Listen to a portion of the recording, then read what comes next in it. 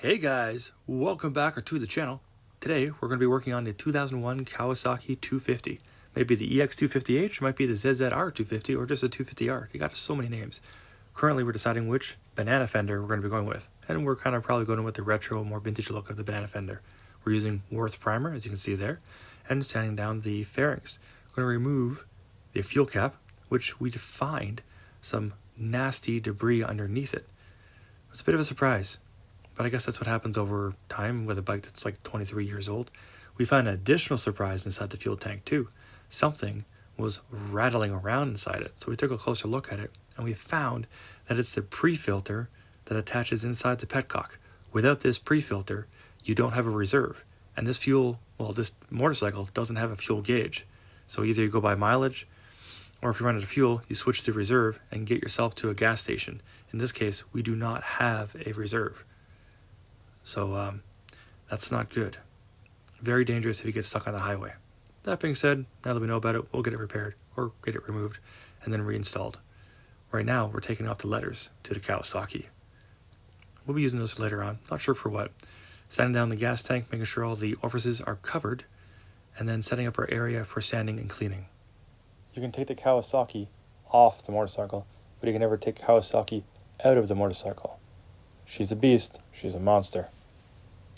Setting up your area to work, nice and clean, sanding, washing, cleaning, degreasing, rinse and repeat until everything is prim and proper. We cover up any orifices that may collect debris or anything that may fall into it. Obviously we're not working on any engine components, but if we were, we would make sure those orifices or intakes and maybe even exhausts are covered. That way nothing gets dropped inside. That being said, we are continuing to clean, sand, re-clean, degrease, sand some more, and then finally using alcohol just to wipe everything down so that the surfaces themselves are free of debris and anything that may destroy the paint job.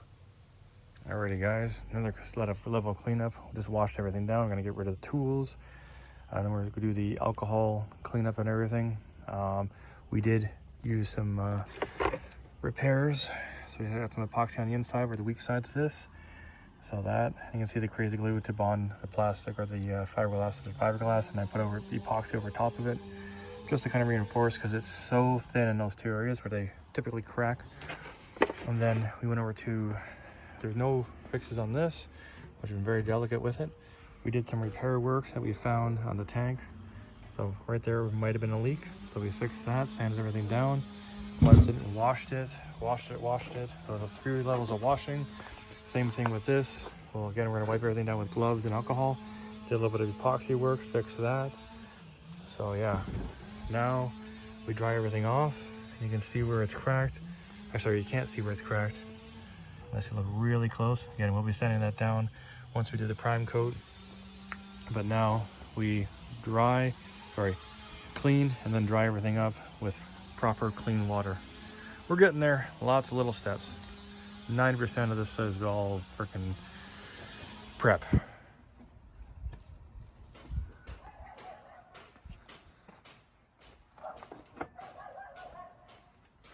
that dog or? Yeah, it's the next door. Away. Yeah. Now a lot of prep work's done. It's time to just lightly paint over everything. We will run out of primer, but that's okay. We can get more. 90% of paint work is literally prep. This took me like 10 minutes to paint.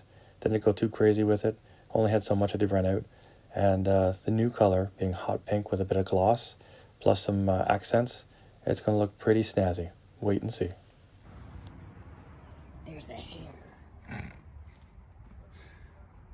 What?